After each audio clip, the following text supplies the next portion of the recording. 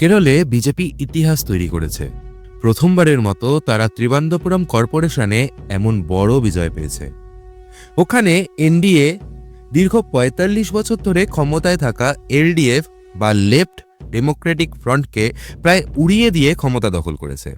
এটা শুধু বিজেপির জয় নয়, এটা সম্পূর্ণ একটা আইডিওলজির জিত। কারণ কেরালায় লড়াইটা মূলত দুটো আইডিওলজির মধ্যেই ছিল, আর হিন্দুত্ব বামপন্থাকে শুধু হারায়নি, 10 গোল দিয়েছে।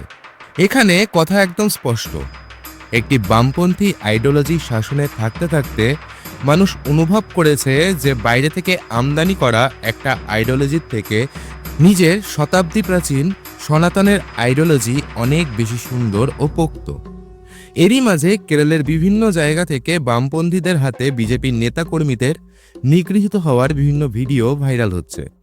মানে কেরালাতে ওরা করতে পারে, কিন্তু পশ্চিমবঙ্গে তৃণমূল ভোটে জিতে ওদের একটু একটু সাইজ করলেই দোষ। তখন বামপন্থীদের গণকান্না শুরু হয়ে যায়। কিন্তু মেন কথা একটাই, কোনো রাজনীতি না, জাস্ট একজন হিন্দু হিসাবে কেরালার মাটিতে এই ভগবা পতাকাটা দেখতে কিন্তু বেশ ভালো লাগছে। আপনারাও এই বিষয়ে নিজেদের মতামত কমেন্ট করে জানান। জয় ভোলে কি।